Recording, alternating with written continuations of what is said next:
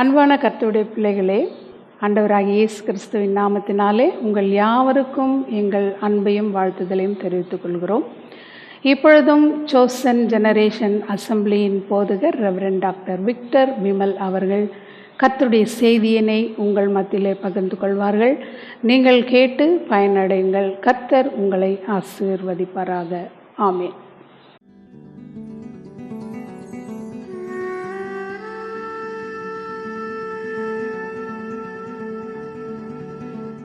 தேவனுக்கு மகிமை உண்டாவதாக. நீங்கள் என்னை காணும்படிக்கும் நான் உங்களோடு பேசுகிறதற்கு ஒரு வாய்ப்பை தந்த தேவனை நன்றியோடு ஸ்தோத்திரிக்கிறேன்.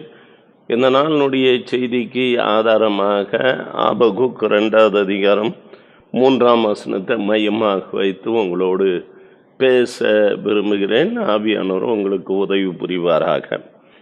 குறித்த காலத்துக்கு தரிசனம் இன்னும் வைக்கப்பட்டு இருக்கிறது. முடிவிலே அது விளங்கும். அது பொய் சொல்லாது. அது தாமதித்தாலும் அதற்கு காத்திரு.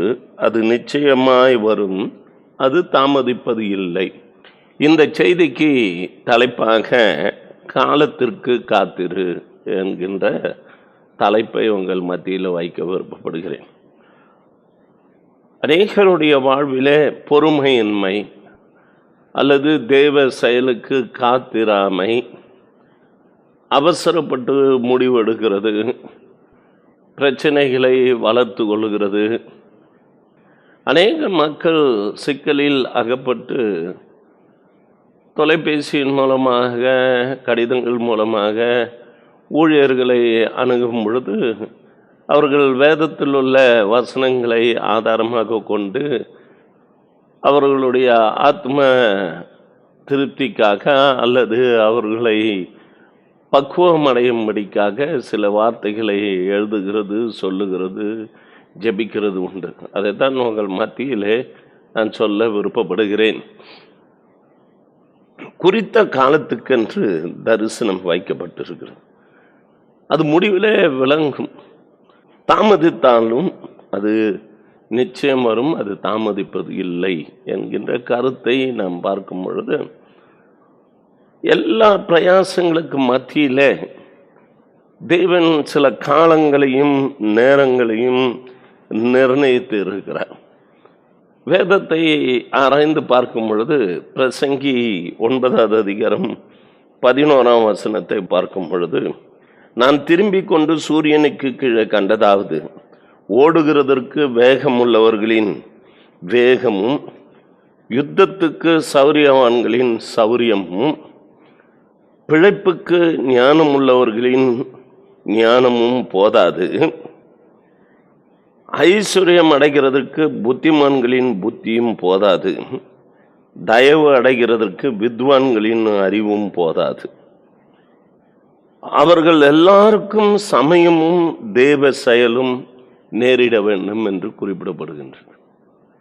என்ன பிரயாசப்பட்டாலும் சில வேளைகளிலே அவர்களுடைய வாழ்க்கையிலே ஆசீர்வாதத்தை சுதந்திரிக்க முடியவில்லை, அல்லது எதிர்பார்க்கிற முடிவு அவர்களுக்கு கிடைக்கிறது இல்லை. சோர்ந்து போகிற ஒரு நிலைமை அவர்களுக்குள்ளாகுகிறது. இப்படிப்பட்ட நிலைமையிலே இங்கே பிரசங்கியார் என்ன சொல்லுகிறார் என்றால், அவர்களுக்கு எல்லாருக்கும் சமயமும் தேவ செயலும் என்று.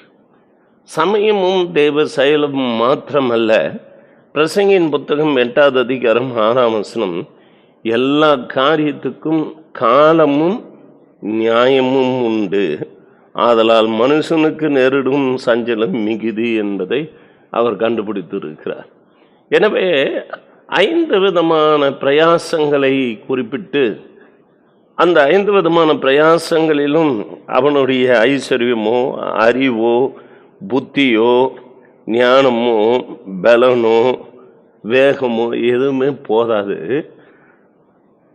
சமயமும் தேவ செயலும் முக்கியமாக நேரிட வேண்டும். அப்படி சமயமும் தேவ செயலும் நேரிடுகிறதாக இருந்தாலும் கூட அதற்கு காத்திருக்கிற அனுபவத்தின்படியாக காலம் மிக முக்கியமானது. அது நிறைவேறுகிறதற்கு ஒரு நியாயமும் தேவைப்படுகிறது. இதை புரிந்து கொள்ளாதபடிக்கு அவசரப்பட்டு சிக்கலில் அகப்படுகிறவர்கள் உண்டு. தன்னுடைய சொந்த சிந்தனைகளுக்கு, எண்ணங்களுக்கு அவர்கள் பிரயாசப்படுகிறார்கள். இன்னும் இவைகளை குறித்து உங்களோடு கூட பேச வேண்டும் என்று சொல்லி விருப்பப்பட்டால் பிரசங்கியின் புத்தகம் 3ஆவது அதிகாரம் 1-8 வசனங்களை வாசித்து பார்க்கும் பொழுது ஏறக்குறைய 28 காரியங்கள் அங்கு குறிப்பிடப்பட்டிருக்கிறது. காலங்களை பற்றி ஒவ்வொன்றுக்கும் ஒவ்வொரு காலம் உண்டு என்று சொல்லி 28 காலங்களை பற்றி பிரிக்கப்படுகிறது. அதாவது நீங்கள் படித்து கொள்ளலாம். பிறக்க ஒரு காலம் உண்டு, இறக்க ஒரு காலம் உண்டு, நட ஒரு காலம் உண்டு, நட்டதை பிடுங்க ஒரு காலம் உண்டு, கொல்ல ஒரு காலம் உண்டு, குணமாக்க ஒரு காலம் உண்டு. இப்படி காலங்களை பற்றி அங்கே பகுத்து சொல்லப்பட்டு இருக்கிறது 28 காலங்களை பற்றி. எனவே எனக்கு அருமையான கர்த்தருடைய பிள்ளையே, வேதத்தின் அடிப்படையில் சிலவற்றை நாம் அறிந்து உணர்வோமானால் நம்மிடத்தில் தவறுதல் ஏற்படுகிறதுக்கு வாய்ப்பு இல்லை. அன்றைய தினங்களில் ஆபிரகாமுக்கு சாராள் சொன்ன வார்த்தைகள் இதமாக இருந்தபடியினாலே ஆகார் அங்கு நடுவிலே குறுக்கீடாகி இஸ்மவேல் என்கின்ற ஒரு சந்ததி பெருகினது. அதற்கு முன்பாக அவசரப்பட்டு என்னுடைய வீட்டு வேலைக்காரனாக எலியேசரை நான் என்னுடைய மகனாக எடுத்துக்கொள்ளட்டுமா என்றால், இல்லை, தேவன் தாமே உனக்கு ஒரு புத்திர சந்தானத்தை கொடுக்கிறார் என்ற அந்த வார்த்தைகளுக்காக காத்திருக்கிற ஒரு சூழ்நிலை. பாருங்கள், அவசரப்பட்டது நிமித்தமாக இன்று வரை பிரச்சனைகள் இருக்கத்தான் செய்து கொண்டு இருக்கிறது. எனவே அவசரப்பட்டு ஒரு முடிவு எடுத்து ஆகாரை மனைவியாக கொண்டு மறுபடியுமாக அவளை வீட்டை விட்டு விரட்டுகிற காரியம், திரும்ப சேர்த்து கொள்ளுகிற காரியங்கள், இதெல்லாம் வேண்டாத பிரச்சனைகளை சேர்த்து கொள்ளுகிற ஒரு காரியமாக இருக்கிறது. ஆண்டவர் சொல்லுகிற வார்த்தைகளுக்கு கீழ்ப்படியாமல் போகும்போது ஆபிரகாம் கூட பலவிதமான சோதனைகளை சந்தித்தான் என்று பல முறை நான் பேசியிருக்கிறேன். எனவே எனக்கு அருமையான கர்த்தருடைய பிள்ளையை, விசுவாசத்தின் தகப்பன் என்றாலும் கூட அவருக்கு ஏற்பட்டிருந்த சோதனையிலே கடைசியில் ஒரு தெளிவு ஏற்பட்ட பிறகு விசுவாசத்தில் அவன் வல்லவனாய் மாறினான். இங்கு வேதம் சொல்லுகிற கருத்துக்களை உங்கள் மத்தியில் வைக்க விருப்பப்படுகிறேன். சமயம் தேவ செயலும் நிறையிட வேண்டும், எல்லா காரியத்துக்கும் காலமும் நியாயமும் தேவைப்படுகிறது என்கின்றதை பார்க்கும் பொழுது, இங்கு ஆதியாகமத்தில் 3ஆவது அதிகாரம் 15ஆம் வசனத்தை வாசிக்கும் பொழுது, உனக்கும் ஸ்திரீக்கும் உன் வித்துக்கும் அவள் வித்துக்கும் பகை உண்டாக்குவேன், அவர் உன் தலையை நசுக்குவார், நீ அவர் குதிங்காலை நசுக்குவாய் என்றார். இந்த வாக்குத்தத்த வார்த்தை, சொல்லப்பட்ட இந்த வார்த்தை நிறைவேறுகிறதுக்கு ஏறக்குறைய 4000 ஆண்டுகள் பிடித்தது. இங்கு மத்தேயு 1ஆவது அதிகாரம் 21ஆவது வசனத்தை வாசித்து பார்க்கும் பொழுது, அவள் ஒரு குமாரனை பெறுவாள், அவளுக்கு இயேசு என்று சொல்லி பேரிடுவாயாக என்று சொல்லி, ஏனெனில் அவர் ஜனங்களின் பாவங்களை நீக்கி அவர்களை ரட்சிப்பார் என்று சொல்லி. எபிரேயர் 2ஆவது அதிகாரம் 14ஆம் வசனம், அவர் உன் தலையை நசுக்குகிற அந்த காலகட்டத்தை இங்கு பார்க்கும் பொழுது எபிரேயர் 2:14 சொல்லப்பட்டது, பிள்ளைகள் மாம்சத்தையும் இரத்தத்தையும் உடையவர்களாய் இருக்க அவரும் அவர்களைப் போல் மாம்சத்தையும் இரத்தத்தையும் உடையவராகி மரணத்துக்கு அதிகாரியாகிய பிசாசானவனை தமது மரணத்தினால் அழிக்கும்படிக்கு என்று சொல்லி, தமது மரணத்தினால் அழிக்கும்படிக்கு அவன் தலையை நசுக்குகிறதற்கு. அதுவே 1 கொரிந்தியர் 15ஆவது அதிகாரம் 55ஆம் வசனம், மரணமே உன் கூரைங்க, பாதாளமே உன் ஜெயமெங்கே என்று கேட்டு உயிர்த்தெழுந்த தேவன். இதற்கு அந்த ஆதியாகமத்தில் சொல்லப்பட்ட அந்த வார்த்தை நிறைவேறுகிறதற்கு ஏறக்குறைய 4000 ஆண்டுகள் பிடித்தது. அதுவே ஆதியாகமம் 22ஆவது அதிகாரம் 2ஆம் வசனத்தையும் 13ஆம் வசனத்தையும் வாசித்து பார்க்கும் பொழுது இங்கு சொல்லப்பட்ட காரியம் என்ன என்கின்றதையும் சற்று பார்க்கும் பொழுது, அப்பொழுது அவர் உன் புத்திரனும் உன் ஏக சுதனும் உன் நேசகுமாரனாகிய ஈசாக்கை நீ இப்பொழுது அழைத்து கொண்டு மோரியா தேசத்துக்கு போய் அங்கே நான் உனக்கு குறிக்கும் மலைகள் ஒன்றின் மேல் அவனை தகன பலியாக இடு என்று சொல்லி.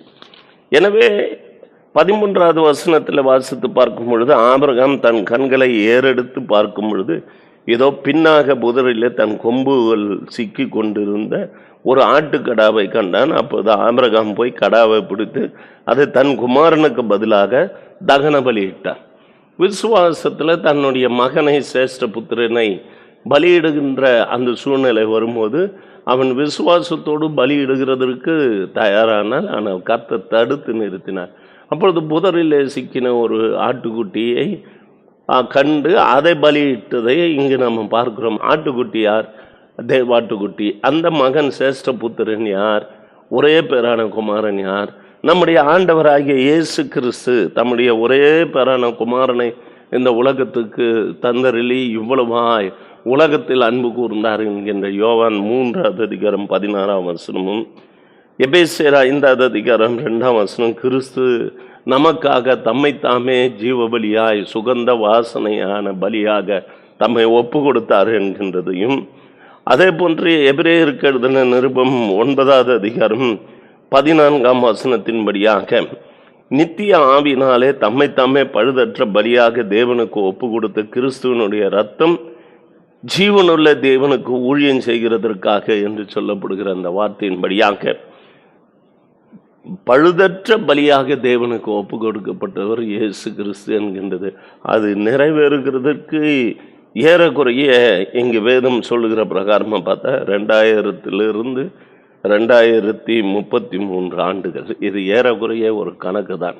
எனவே எனக்கு அருமையான கர்த்தருடைய பிள்ளையை, இது மாத்திரம் அல்லாதபடிக்கு உபாகமம் 18:15 வாசித்து பார்க்கும்பொழுது, உன் தேவனாகிய கர்த்தர் என்னை போல ஒரு தீர்க்கதரிசியை உனக்காக உன் நடுவில் உன் சகோதரிலிருந்து எழும்ப பண்ணுவார், அவருக்கு செவி கொடுப்பீர்களாக என்று சொல்லப்படுகிற காரியத்தை பார்க்கிறோம். இந்த தீர்க்கதரிசனம் நிறைவேறுகிறதற்காக ஏறக்குறைய 1500 ஆண்டுகளுக்கு முன்பாக மோசே சொன்ன அந்த வார்த்தை நிறைவேறக்கூடிய ஒன்றாக இருக்கிறது. அது மாத்திரமல்ல, இங்கு சங்கீதக்காரன் சொல்லுகிற வார்த்தையை குறித்து பார்ப்போம் என்று சொன்னால், சங்கீதம் 110:4 நாம் வாசித்து பார்ப்போம். ஆனால் நீர் மெல்கிசேதேக்கின் முறைமையின்படி என்றென்றைக்கும் ஆசாரியராய் இருக்கிறீர் என்று கர்த்தர் ஆணையிட்டார், மனம் மாறாமலும் இருப்பார் என்று சொல்லி தாவீது குறிப்பிட்ட அந்த சங்கீத வார்த்தையானது நிறைவேறுகிறதற்கு ஏறக்குறைய 1000 ஆண்டுகள் பிடித்தது. ஏனென்றால் இங்கே எபிரேயருக்கு எழுதின நிருபம் 7:20 வாசித்து பார்க்கும் பொழுது, அன்றியும் அவர்கள் ஆணை இல்லாமல் ஆசாரியராக்கப்படுகிறார்கள், இவரோ நீர் மெல்கிசேதேக்கின் முறைமையின்படி என்றென்றைக்கும் ஆசாரியராய் இருக்கிறீர் என்று கர்த்தர் ஆணையிட்டார், மனம் மாறாமலும் இருப்பார் என்று தம்முடனே சொன்னவராலே ஆணையோடு ஆசாரியரானார் என்று சொல்லி. எனவே இந்த மெல்கிசேதேக்கின் முறைமையின்படியாக ஆசாரியராய் வந்த நம்முடைய ஆண்டவராகிய இயேசு கிறிஸ்துவை பற்றி தாவீது தம்முடைய சங்கீதத்தில் கூறின போது, அது நிறைவேறுகிறதற்கு ஏறக்குறைய 1000 ஆண்டு காலம் ஆனது என்கின்றதை கர்த்தருடைய பிள்ளைகள் மறந்துவிடக்கூடாது. அது மாத்திரமல்ல, வேதத்தின் அடிப்படையை நமக்கு எந்த காரியமாக இருந்தாலும் ரூல்ஸ் அண்ட் ரெகுலேஷன் அல்லது பிளெஸ்ஸிங்ஸ் அல்லது ப்ராஸ்பரிட்டி அல்லது நம்முடைய ஜபத்துக்கு பதில் நம்முடைய அன்றாட வாழ்வுக்கு தேவையானது இங்கே ரெஃபர் பண்ணி கொள்ளலாம். நம்முடைய வேதத்தை எடுத்து அதில் சொல்லப்பட்டு இருக்கக்கூடிய சட்டத்திட்டங்களை பின்பற்றி இது எப்பொழுது நடைபெறும் என்ன என்கின்றதை, அந்த நாளில் இந்த காரியம் சொல்லப்பட்ட பொழுது இவ்வளவு காலம் முடித்தது, நம்முடைய வாழ்க்கையில் தேவன் சொன்ன வார்த்தைகளுக்கு நிச்சயமாக பதில் உண்டு, அதற்கென்று ஒரு காலத்தை நிர்ணயித்து இருக்கிறார் என்று சொல்லி நமக்கு நன்றாக தெரிந்த சில விஷயங்கள். ஜாபுக்கு போனால் கூட அந்த ஜாப் கன்ஃபர்மேஷனுக்கு ப்ரொபேஷனரி பீரியட் என்று இருக்கிறது, அதுக்கு பிறகு அந்த டிக்ளரேஷன் என்கின்றது ஒன்று இருக்கிறது, அதற்கு பிறகு கண்டினியூஷன் பீரியட் ஆஃப் 5 years கன்ஃபர்மேஷனுக்கு என்று இருக்கிறது. இப்படி ஒவ்வொன்றுக்கும் ஒவ்வொரு காலங்கள் நிர்ணயிக்கப்பட்டு அதன்படியாக நடத்தப்படுகிறது. அதே போன்று அனுதின ஜீவிதத்திலும் கூட நம்முடைய வாழ்க்கையில் பிள்ளை பேறு என்றாலும் அதற்கென்று ஒரு காலத்துக்கு காத்திருக்க வேண்டும் என்கின்றதையும் நாம் அறிந்த உண்மைதான். ஆனால் சில வேளைகளில் வேதத்தை சார்ந்து ஜீவிக்காமல் சுய முயற்சிகளை எடுக்கும் பொழுது ஏற்படுகிற சில பிரச்சனைகளை நாம் சந்தித்து கொண்டிருக்கிறோம். ஆனால் அதற்கு முன்பாக வேதத்தை ஆதாரமாக கொண்டு நடப்போம் என்று சொன்னால் அதற்கு தேவையான சமாதானத்தையும் சந்தோஷத்தையும் பொறுமையும் தேவன் நிச்சயமாக தர வல்லவராக இருக்கிறார். ஏசாயா தீர்க்கதரிசன புத்தகம் 9:6, நமக்கு ஒரு பாலகன் பிறந்தார், நமக்கு ஒரு குமாரன் கொடுக்கப்பட்டார், கர்த்தத்துவம் அவர் தோளின் மேல் இருக்கிறது, அவருடைய நாமம் அதிசயமானவர், ஆலோசனை கர்த்தர், வல்லமையுள்ள தேவன், நித்திய பிதா, சமாதான பிரபு என்று சொல்லப்படுகிற அந்த சமாதான பிரபுவும் அதிசயமான தேவனும் யார் என்று சொன்னால் நம்முடைய ஆண்டவராகிய இயேசு கிறிஸ்து.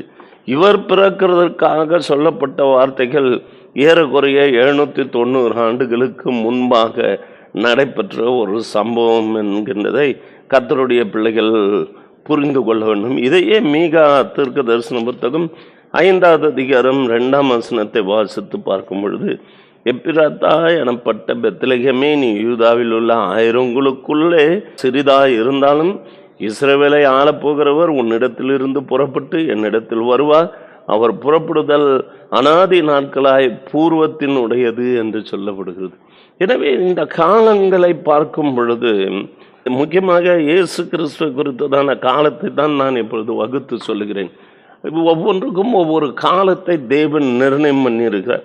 தானியேல் தீர்க்கதரிசன புத்தகம் 9வது அதிகாரம் 25ஆம் வசனத்தை நாம் வாசித்து பார்க்கும் பொழுது, இப்பொழுதும் நீ அறிந்து உணர்ந்து கொள்ள வேண்டியது என்னவென்றால், எருசலேமை திரும்ப எடுப்பித்து கட்டுகிறதற்கான கட்டளை வெளிப்படுவது முதல் பிரபுவாகிய மேசியா வரும் மட்டும் 7 வாரமும் 62 வாரமும் செல்லும், அவைகளின் வீதிகள் அலங்கும் மறுபடியும் கட்டப்படும், ஆனாலும் இடுக்கமான காலங்கள் இப்படி ஆகும் என்று சொல்லி, அதற்கு பிறகு 62 வாரங்களுக்கு பின்பு மேசியா சங்கரிக்கப்படுவார் என்றும், இவைகள் நிறைவேற்றப்படுகிறதற்கு தானியேல் தீர்க்கதரிசி இயேசு கிறிஸ்துனுடைய பிறப்புக்கு முன்பாக ஏறக்குறைய 640 வருடங்களுக்கு முன்பாக கூறப்பட்டதாக நாம் எடுத்துக்கொள்ள வேண்டும். சகரியா தீர்க்கதரிசன புத்தகத்திலே 9வது அதிகாரம் 9வது வசனத்தை நாம் எடுத்து பார்ப்போம் என்று சொன்னால், சீயோன் குமாரத்தியே மிகவும் களிக்கூறு, எருசலேம் குமாரத்தியே கம்பீரி, ஏதோ உன் ராஜா உன் இடத்தில் வருகிறார், அவர் நீதி உள்ளவரும் ரட்சிக்கிறவரும் தாழ்மை உள்ளவரும் கழுதின் மேலும் கழுதை குட்டியாகிய மரியன் மேலும் ஏறி வருகிறவருமாயிருக்கிறார் என்று. இந்த வார்த்தைகளும் நிறைவேற்றப்படுகிறதுக்கு 538 ஆண்டுகளுக்கு முன்பாக சொல்லப்பட்ட காரியம். இப்படி மல்கியா தீர்க்க தரிசன புத்தகம் 3வது அதிகாரம் 1ஆம் வசனத்தை நாம் வாசித்து பார்க்கும் பொழுது இங்கு சொல்லப்படுகிறது, இதோ நான் என் தூதனை அனுப்புகிறேன், அவர் எனக்கு முன்பாக போய் வழியை ஆயத்தம் பண்ணுவான், அப்போது நீங்கள் தேடுகிற ஆண்டவரும் நீங்கள் விரும்புகிற உடன்படிக்கையின் தூதனமானவர் தம்முடைய ஆலயத்துக்கு தீவிரமாய் வருவார், இதோ வருகிறார் என்று சேனைகளின் கர்த்தர் சொல்லுகிறார் என்று சொல்லி ஆயத்தமாக்கின பிறகு அந்த யோவான் ஸ்நானங்களுக்கு பிறகு இயேசு கிறிஸ்து வருவார் என்கின்ற இந்த கருத்துக்கள் எல்லாம் இந்த மல்கியா தீர்க்கதரிசன புத்தகத்துக்கும் இந்த புதிய ஏற்பாட்டு புத்தகத்துக்கும் நடுவில் ஒரு தாள்.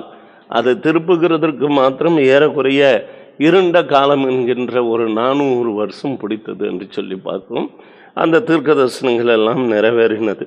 ஆனால் சில காரியங்களை கர்த்தருடைய பிள்ளைகள் புரிந்து கொள்ள வேண்டும்.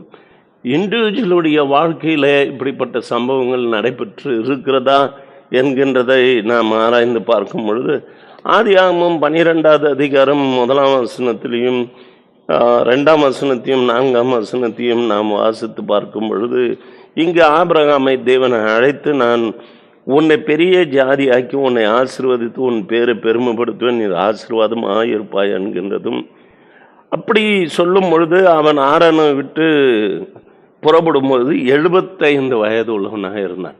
அதாவது 75 வயதில் ஒரு பிராமிஸ் கொடுக்கப்படுகின்றது, அவன் பெரிய ஜாதி ஆவான் என்றால் பிள்ளை பாக்கியம் கட்டாயம் இருந்தாக வேண்டும். அப்படி பார்க்கும் பொழுது ஆதியாகமம் 21வது அதிகாரம் இங்கு 3-5ஆம் வசனத்தை நீங்கள் வாசித்து பார்க்கும் பொழுது, அப்போது ஆபிரகாம் தனக்கு சாரால் பெற்ற குமாரனுக்கு ஈசாக்கு என்று பெயரிட்டான். தன் குமாரனாகிய ஈசாக்கு பிறந்தபோது ஆபிரகாமுக்கு 100 வயதாக இருந்தது என்றார். கூப்பிடும் பொழுது 75 வயது, புறப்படும் போது பிள்ளை பெறும் பொழுது 100 வயது. தம்முடைய வாக்கு தத்தத்தின் பிள்ளை பிறக்கிறதுக்கு ஏறக்குறைய 25 ஆண்டு காலமாகினது. இதை யோசிக்க வேண்டும். அது மாத்திரமல்ல, யோவான் 5ஆம் அதிகாரம் 5ஆம் வசனத்தில் 38 வருஷமாக அவன் படுக்கையிலே வியாதியஸ்தனாக இருந்தவனை தேவன் குணப்படுத்துகிறதை வாசித்து பார்க்கும் பொழுது நமக்கு தெரியும். இங்கே பெதஸ்தா குளத்தில் 38 வருஷம் வியாதி கொண்டிருந்த ஒரு மனுஷனை தேவன் சுகப்படுத்தினார். இண்டிவிஜுவலுக்கு 35 இயர்ஸ் அவன் ஹீலிங் ஆகுகிறதுக்கு. லூக்கா 13ஆம் அதிகாரம் 11, 16ஆம் வசனத்தை வாசித்து பார்க்கும்போது ஏறக்குறைய 18 வருஷங்கள்.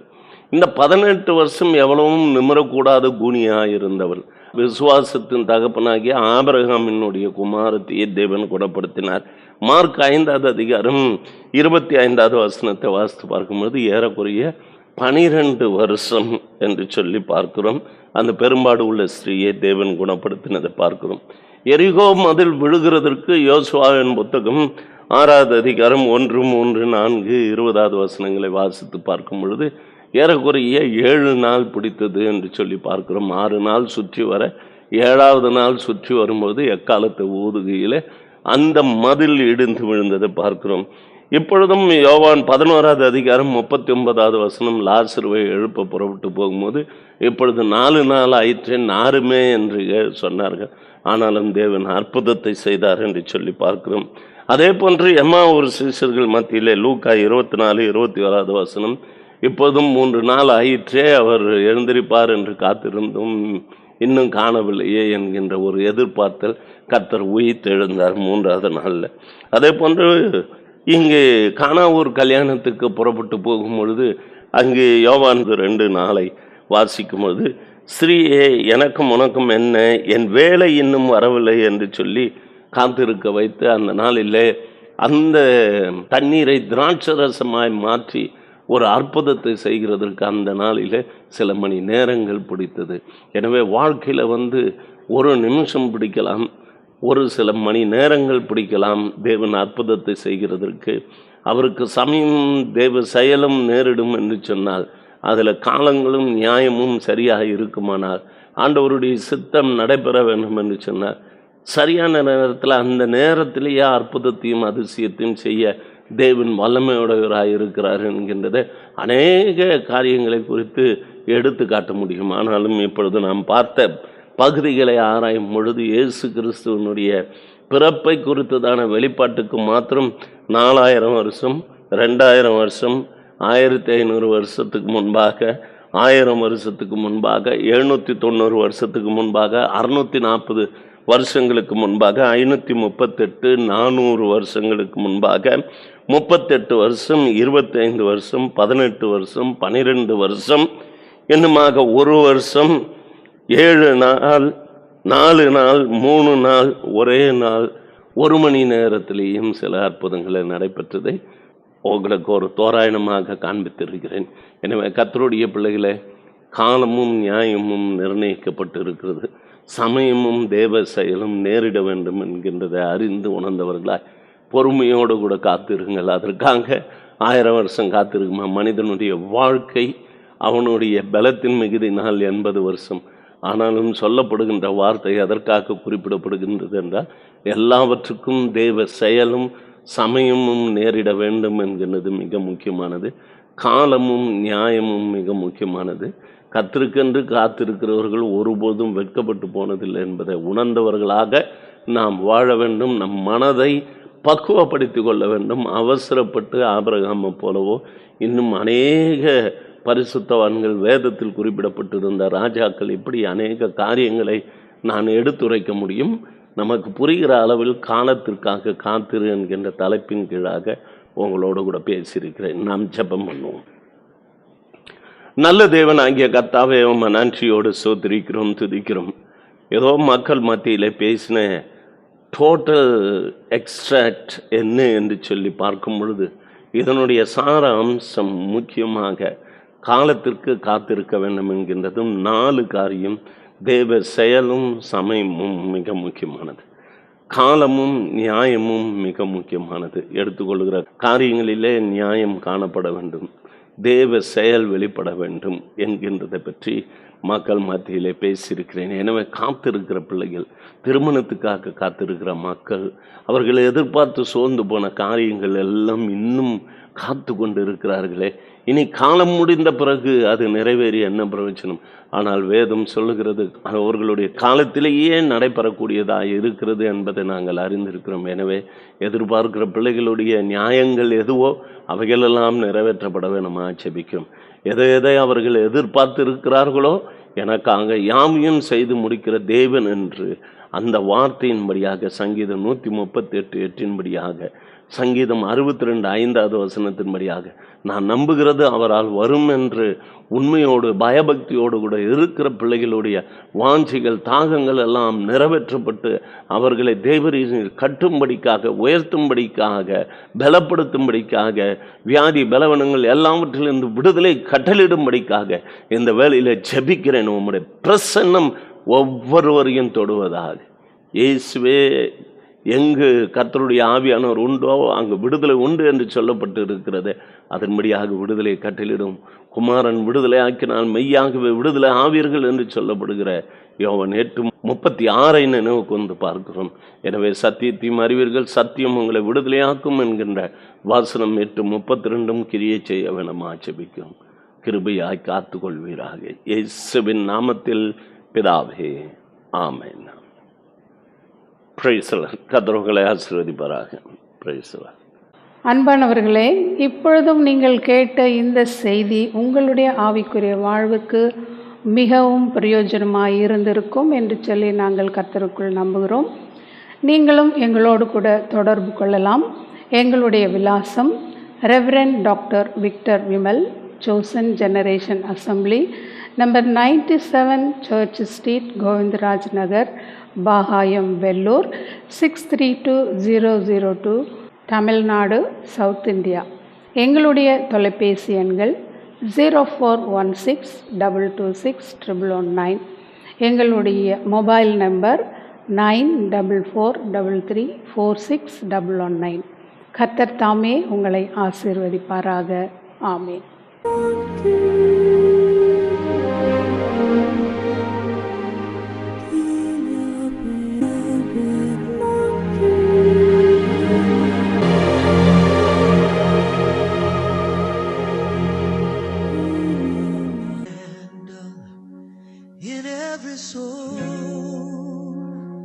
Some brightly burning, some dark and cold.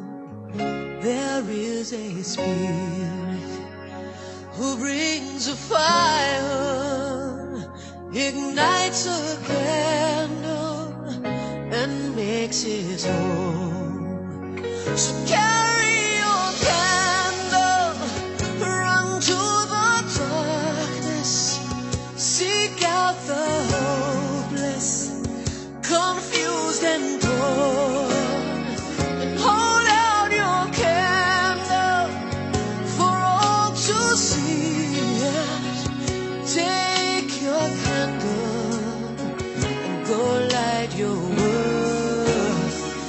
Take your candle and go light your world. Frustrated brother, see how he's trying to light his own candle some other way. See